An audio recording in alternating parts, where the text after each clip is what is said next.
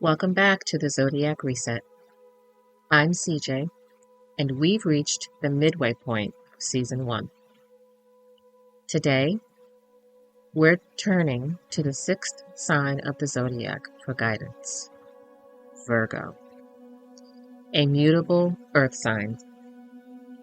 If you've been following along, you know our mutable signs are adaptable and flexible. While our first mutable sign, Gemini, adapts through ideas, Virgo adapts through service. Also, as an earth sign, Virgo is grounding. Unlike our first earth sign, Taurus, which has fixed energy, Virgo energy is mutable and highly adaptable, constantly refining and improving systems, focusing on what's practical and actionable. However, by tapping into practical wisdom, real-world solutions, and the desire to be genuinely helpful, Virgo energy can easily turn into chronic overwhelm when we mistake fixing for caring.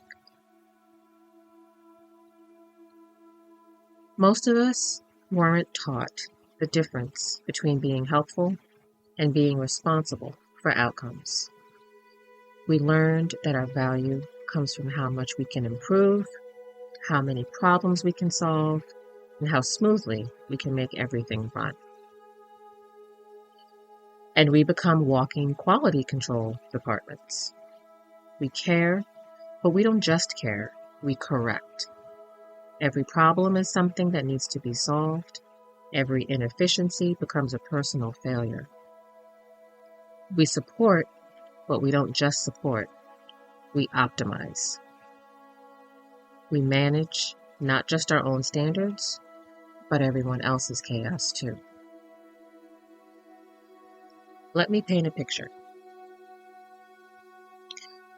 You have the best of intentions, and you see someone struggling to get their ideas across, and the solution is so glaringly obvious to you. The impulse to serve and support is a beautiful thing, but as you mentally revise their words or assess the value of their strategy, because you can think of about 7 ways to make it better, clearer, more efficient, realize that you aren't just listening to understand, you're listening to improve. And if you're anything like me, you became somewhat addicted to being the one who optimizes, elevates, and adds value.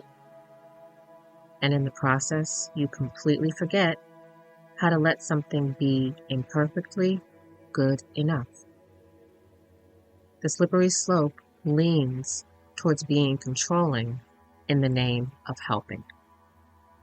Sometimes the helping, fixing, and organizing can steal someone else's opportunity for growth.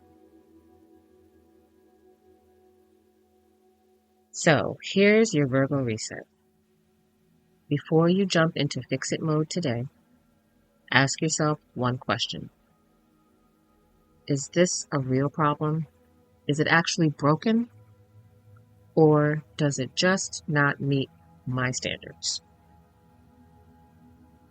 Sometimes the answer is, it's actually fine. The presentation doesn't need another revision. The dinner table doesn't need to be perfectly set. Your child's room doesn't need to be organized your way. Good enough is often good enough. Because here's the thing. When we're constantly scanning for what's wrong, we train our nervous system to live in a state of perpetual alert. We stop being able to rest because there's always something that could be better, more efficient, or more organized.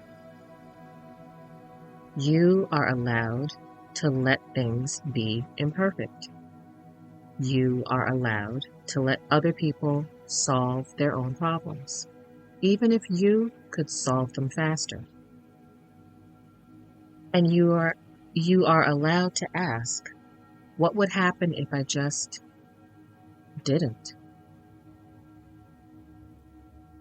The boundaries you need aren't about becoming careless or unhelpful. They're about discernment, knowing when your help is actually needed versus when it's just familiar. The boundaries are about choosing where to invest your incredible attention to detail, instead of sprinkling it everywhere like fairy dust. And here's something else. When you model healthy limits around helping, you're teaching others that they are capable too. And you're choosing to direct your attention where it serves you, not where it creates perfection. Efficiency isn't everything. Presence is.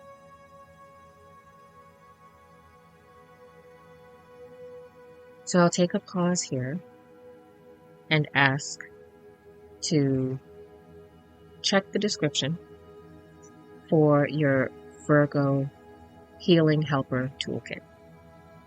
It will include some tips on how to distinguish between helpful and overfunctioning, setting standards that serve you, not stress you, and why your attention to detail is a gift, not a burden. Next, we're exploring Libra energy, people-pleasing, harmony-seeking, and how to have your own opinion without feeling like you're being difficult. Until then, remember, you don't have to fix everything to be valuable. Your worth isn't measured by your productivity. And sometimes the most helpful thing you can do is absolutely nothing at all.